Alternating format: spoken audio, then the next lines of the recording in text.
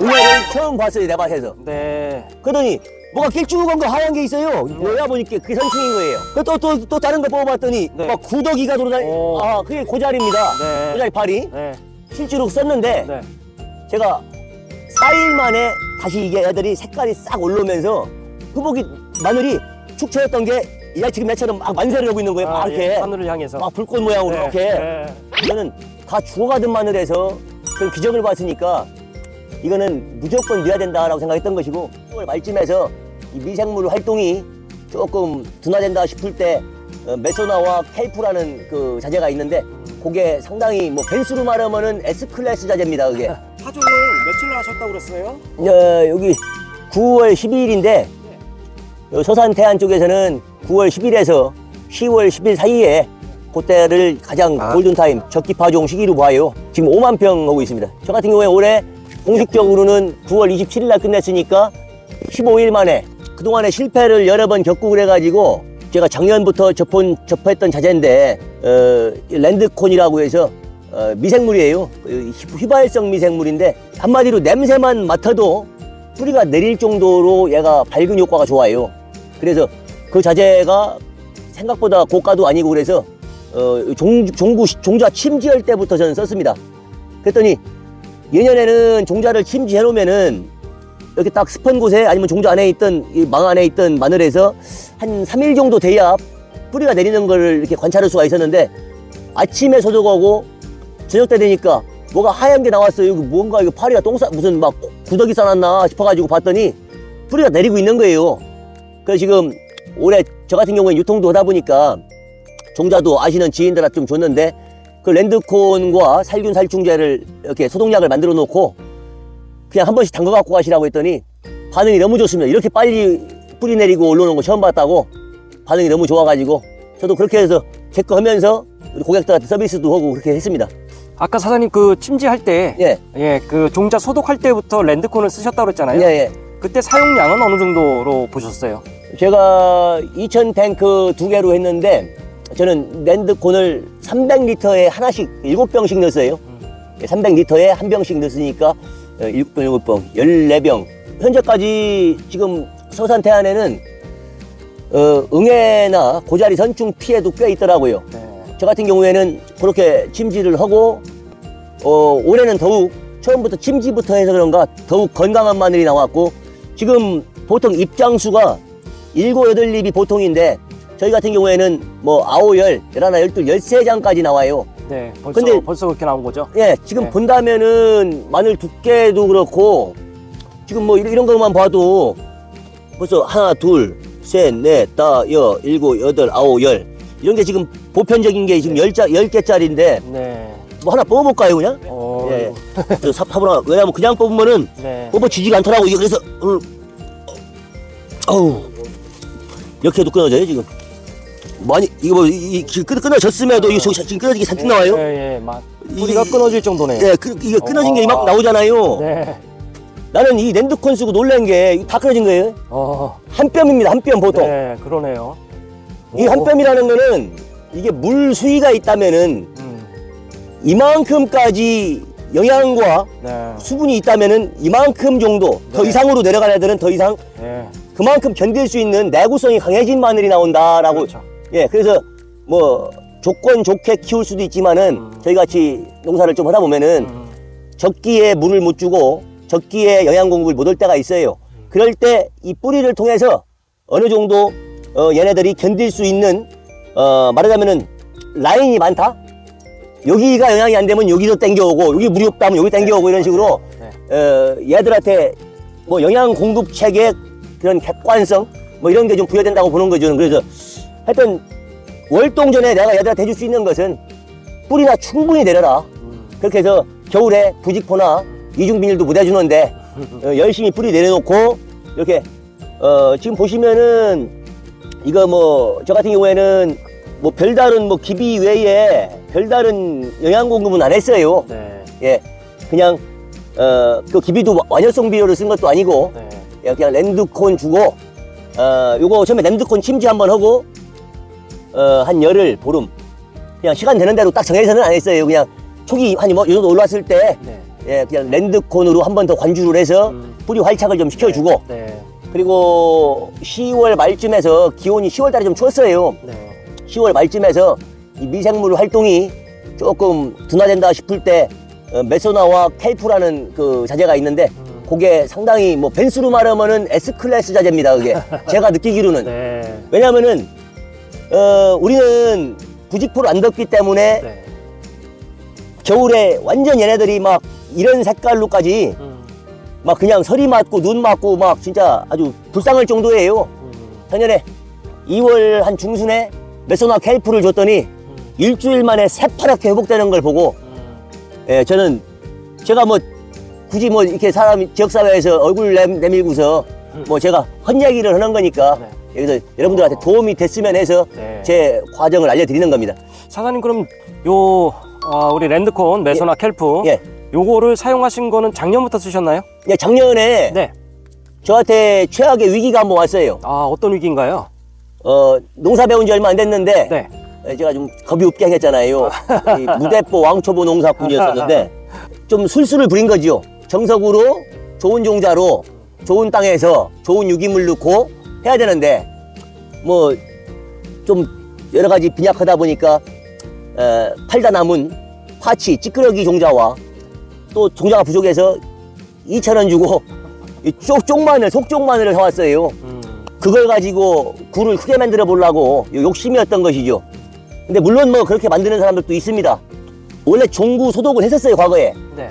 했었는데 네. 한 2년 정도를 기계 파종 온다고 기계 파종 올 때 종구가 소독해서 건조를 안 시키면은 이 마늘이 안 나와요. 아, 예. 네. 네. 그래서 귀찮으니까 종구 소독을 안 하고 한 2년 정도를 그냥 넘어갔는데 뭐 별다른 병 없고 네. 잘 패스가 됐어요. 네. 그래서 작년에도 종구 소독 뭐 일부 하다가 또 막 이게 꾹꾹 보니까 막 파종기가 잘 안 돌아가고 종자가 안 빨려 나오고 안 나오고 결주가 생기고 그래서 네. 에이 또 소독 안 하고 그냥 갔어요. 갔는데 가니까 문제가 뭐냐면은 이파리수 한 6장 이 정도 나왔을 때인데 한 뼘쯤 됐을 때예요. 네. 예, 그때인데 아니, 애들이 막 다 이렇게 눌눌해지는 거예요. 그 지나가는 어르신들이 야 저기다가 야 비료 좀 요소 한 주먹 줘라 네. 뭐 이런 소리도 하고 해서 감히 이 마늘을 뽑을 생각은 못 해봤던 거예요. 네. 네. 근데 딱 뽑았더니 확대로 하니까 응애가 보이더만요. 옛날에는 현미경으로 봤다고 하잖아요. 네. 네. 네. 스마트폰으로 찍어서 딱 늘리니까 뭐가 타다다다닥 물집 빼인 것처럼 네.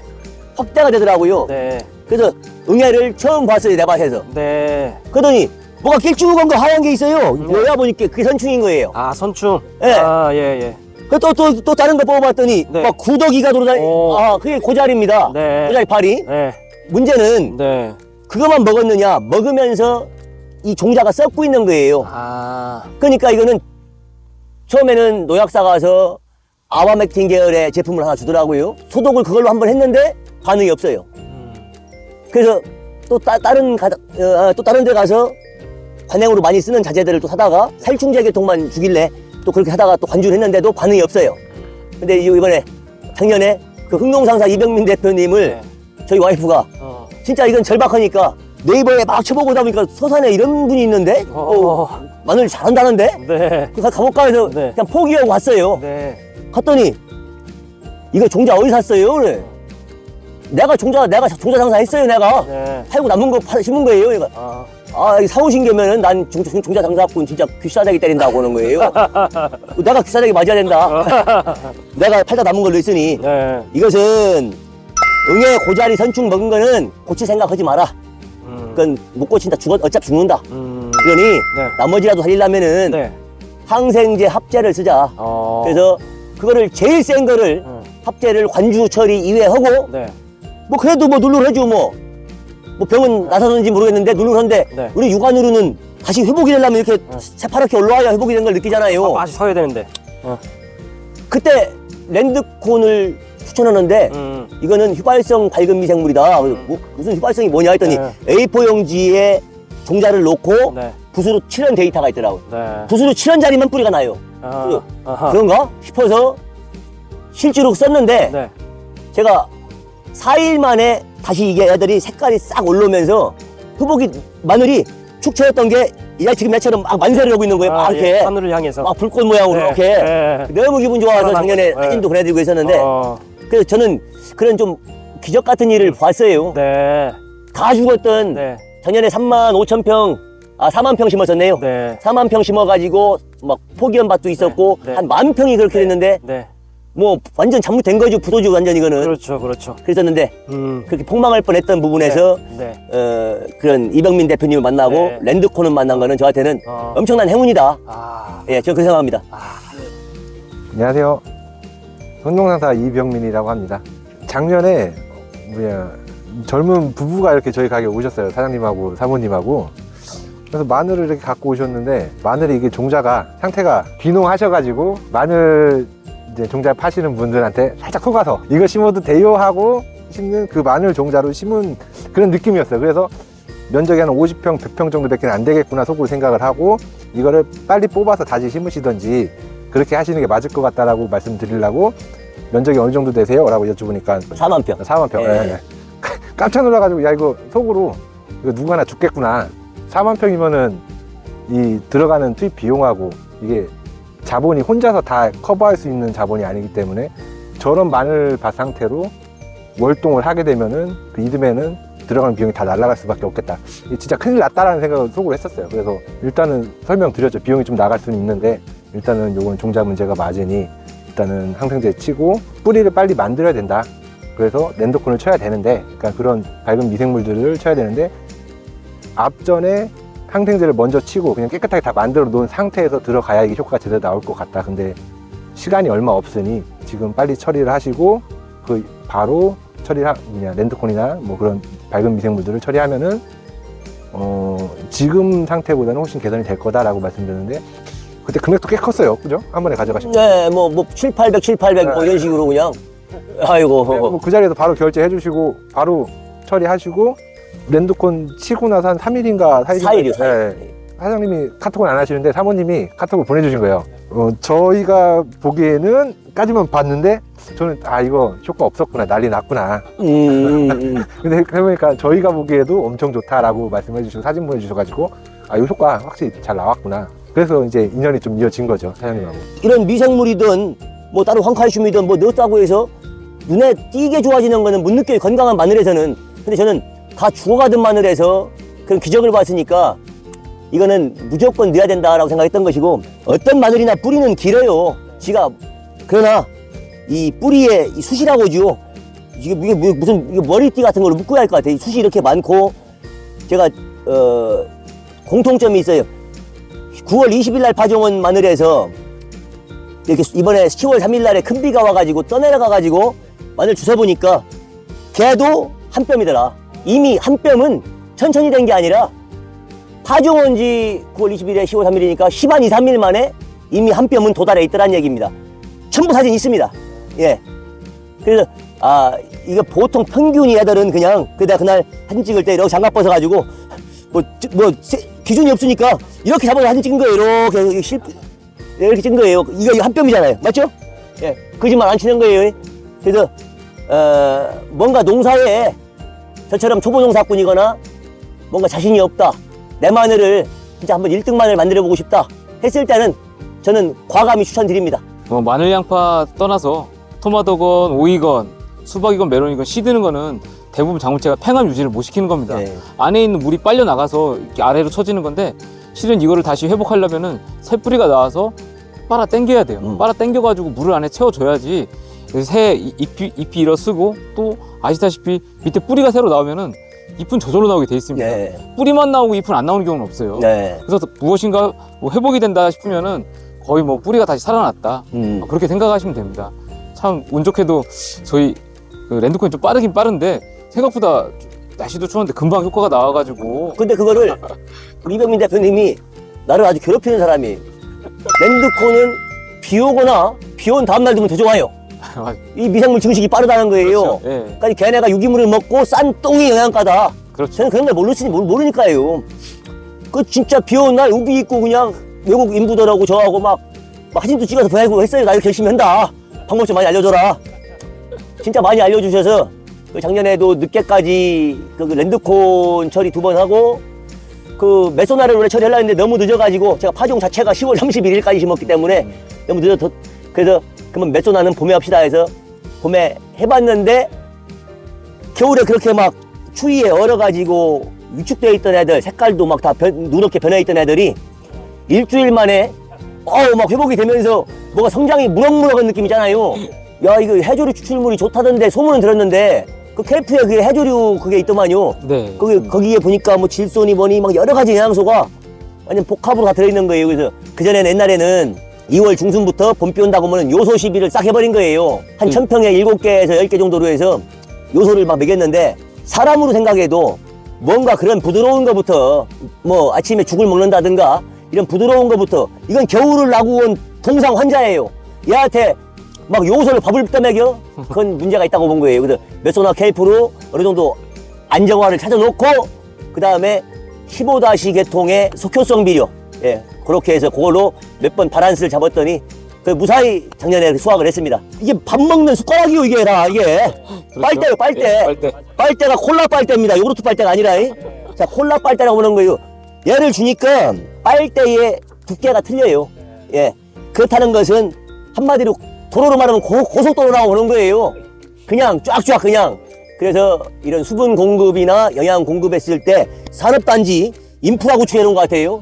예, 그래서 저는 요 뿌리는 얘네가 커나갈 수 있는 인프라다. 무슨 아파트 공사로 말하면 무슨 파일이다. 이런 하여튼 기초입니다. 얘가 잘 버텨야 겨울도 날 수 있고 또 빨대 역할을 하니까 얘가 빨아먹을 수 있고 빨아먹어야 이파리가 태양광이라고 봅니다. 이거 난 그래서 태양광은 안 씁니다만 얘네가 광합성을 또 해야만이 그래서 이파리가 어쨌거나 이렇게 좋게 형성이 돼야만이 여기서 나중에는 이 구근이 발달해서 저희가 수익을 낼 수 있다 라고 보는 겁니다. 또한 얼핏 보면 똑같은 마늘밭이죠. 비밀이 있는데 이 동네 관행에서는 100개에서 110개, 많게는 144개 들어갑니다. 저는 여기 16.5cm예요. 16.5cm인데 이렇게 1m 80, 딱 두 발 재면 1m 80 정확해요. 그랬을 때 165개가 들어가요. 그랬을 때 내년에 얘네들을 방은 조그만데 식구가 많습니다. 얘들한테 제가 영양 생장을 충분히 하려면은 내년 봄에 추비도 좀 해야 되고 얘네 좋다는 거 많이 먹여야 구근이 발달돼서 제가 수익을 낼 수 있을 건데 그걸 대비해서 이렇게 인프라를 구축해 놓으면은 이 정도면 영양 생장 뭐 충분하겠죠? 아유, 훌륭합니다. 예, 그랬을 때 한 평에 14kg, 15kg, 16kg 나오는 레전드급 농사꾼이 되고 싶은 겁니다. 사연이가 있습니다. 예, 예. 아까 대부분 설명해 주셨는데 예. 제일 중요한 건 지탱. 얘가 깊이 박혀 있을수록 바람에도 안 흔들리고 여러 가지 뭐 비가 많이 온다고 쓸려 내려가는 예, 것도 예. 아니고 지탱을 시켜주고, 두 번째는 아까 말씀드린 것처럼 양수분을 원활하게 빨아들일 수 있는 흡수의 기능. 그리고 또 하나 마지막 되게 중요한 하나 있습니다. 저장의 기능이 있습니다. 저장 양분을 뿌리에다 많이 흡수해 놓는데 이게 겨울을 나기 위해서는 또 아까 말씀드린 것처럼 깊이 박히면은 날씨가 풀렸다가 얼었다가 하면서 서리빨 피해를 안 받는 것도 있지만 얘네가 저장 양분을 이 부분에도 하지만 실은 이 부분에도 양분을 많이 해놨습니다. 저장도 온다. 그래서 뿌리가 많고 깊이 내려가 있을수록 얘가 겨울 나기가 그래서 좋은 겁니다. 봄에도 잘 깨어나고. 그래서 이렇게 밑을 잘 만들어 놓치면은 이듬해 주시고 싶은 거 주는 대로 다 빨아먹고 잎농사 잘 져가지고 깊이 있는 양분이 내려가고 이제 인편으로 가서 커지는, 원리가 다 그렇게 되는 아주 잘 만들어 오신 것 같습니다. 기초를 튼튼하게. 이거 뭐 내가 했나요? 특히 알려드릴게요. 또요. 네. 네, 하나 또 하자고. 올해 지금 생육이 그냥 완만해요. 서산 태안 지역에서는 병충해를 입지 않은 사람들은 날씨가 그렇게 뭐 나쁘지 않아서 완만한데 지금 보니까 거의 저희하고 비슷한 정도의 마늘은 많아요. 많은데 이파리 수가 8개를 넘는 게 별로 없더라. 그거는 뭐를 보냐면은 저는 웃자랐다고 보는데 그 사람들 공통점이 흰 비닐우예요. 흰색 비닐우에서 이 녹색의 차광 효과보다는 훨씬 기온이 뜨거웠다라고 좀 보는 거예요. 그랬을 때 겨울에는 유리할지 모르나 올해같이 가을 날씨가 따뜻했을 때는 웃자라 가지고의 위험률도 있고 봄에 생장할 때도 너무 온도가 올라가 가지고의 또 문제가 될 수 있다. 마늘이 생장할 수 있는 환경이 조성이 돼야 되는데 25도씨가 오버돼 버리면은 또 생육이 원활치 못한 부분도 있고, 그래서 또한 이게 퇴비 잘했겠네. 사람들은 그럴 겁니다. 내가 여기다 퇴비 한 방울이라도 넣었으면요. 예, 내 성 갑니다. 퇴비 한 방울도 안 넣고, 예, 부식산 조금 넣고 랜드콘 메소나로 키운 겁니다. 이상입니다.